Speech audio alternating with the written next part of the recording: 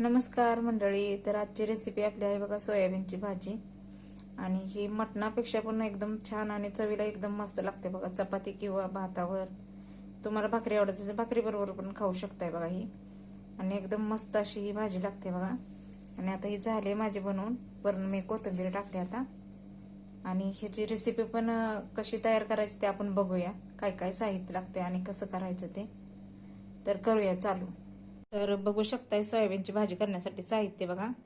एक वाटी सोयाबीन एक वाटी भरून सोयाबीन घेतलं होतं आणि ते भिजत घातले, तास झालं. तर फुगून बघा ते एवढं झालंय. आणि ही एका टोमॅटोचं असं बारीक मिक्सरवर करून घेतलंय. ही लसूण, खोबरं आणि कोथिंबीर एकत्र बारीक केल्या. एक कांदा चिरून घेतलाय, चवीनुसार मीठ, आणि माझा रोजचा काळा मसाला इथे आहे. आणि आता गरजेनुसार तेल आणि जिरे मोहरी फोडणीसाठी घेऊया. तर करूया चालू बघा सोयाबीनची भाजी कशी करायची ती. तर बघा करूया चालू सोयाबीन कसं करायचं. हे सोयाबीन आहे का नाही, असं पिळून घेऊया. हे बघा हे असं. तर ही एका वाटीचं एवढं फुगून झालंय बघा.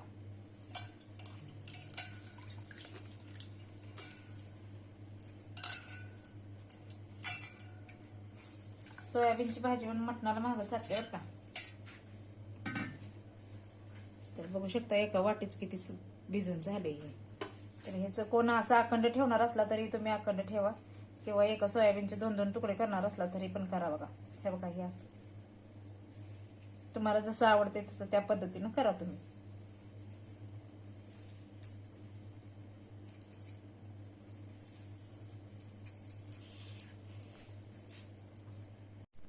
तर इथं बघू शकता ते कढई तापली आपली. आता ह्यात एक पळीवर तेल ओतूया. अंदाज आधी बघूया पळीभर लागते का आणि लागते. तर बघा एक पळी ओतले आणि थोडंसंच ओतणार आहे आता, प्लेन आहे.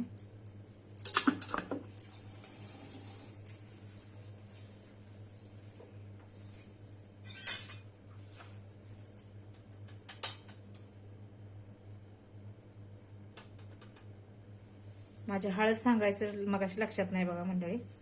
हळद पण अर्धा चमचा घ्यायची.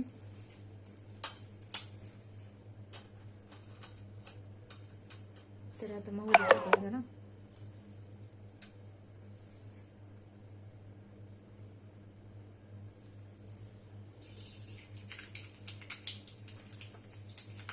अर्धा चमचा मोहरी, अर्धा चमचा जिरं टाकले बघा. आता यात कांदा भाजून घेऊया.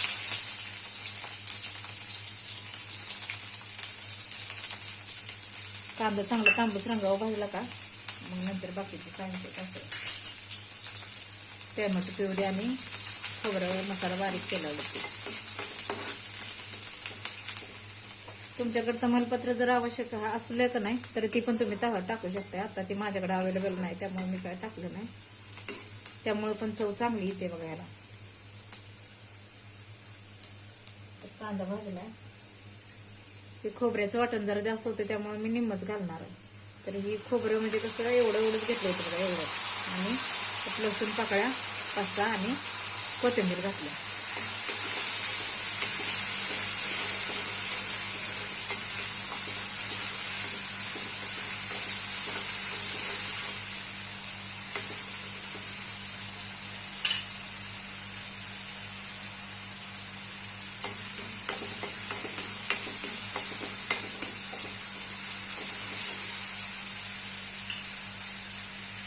खोबरं भाजत आलं.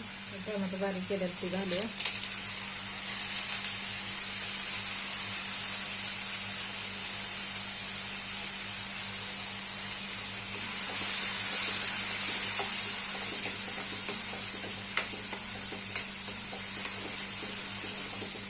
ते चांगलं आता तेल सुटेपर्यंत भाजायचं आहे बघा. आणि थोडी आता हळद घालूया अर्धा चमचा.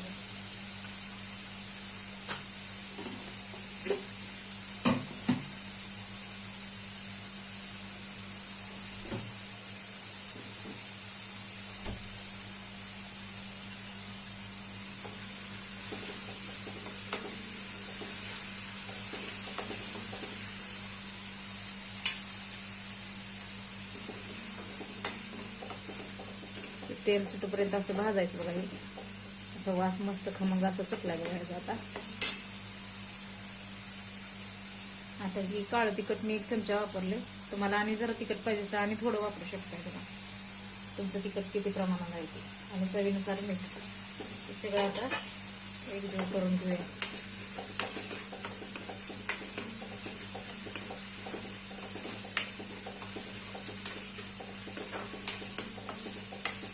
तर बघू शकताय कसं झालाय मसाला. आणि आता हे सोयाबीन त्यात घालूया.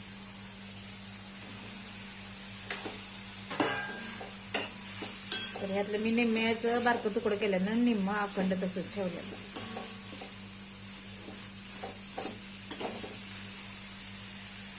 आता एक ह्यात फुलपात्र भरून पाणी घालूया.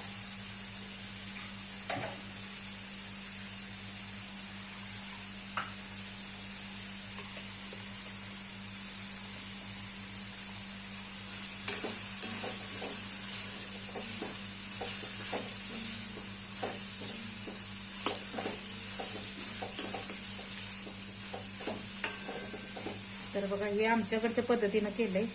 प्रत्येकाची पद्धत वेगवेगळी असते करण्याची. तर तुम्हाला कसं वाटलंय ते कमेंटमध्ये नक्की सांगा बघा.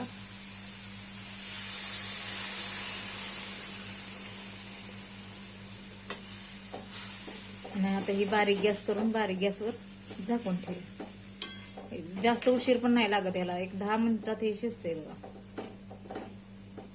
कारण मला सुकं करायचं त्यामुळे मी पाणी कमी वापरले. गॅस बारीक करूया आणि झाकून एक 10 मिनिटं शिजून देऊया. तर बघू शकताय आता इथं आपली सोयाबीनची भाजी झाली. आता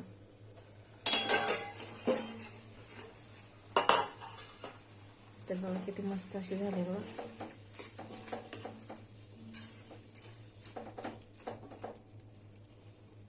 दाखवते बघा. तर या मंडळी सोयाबीनची भाजी खाण्यासाठी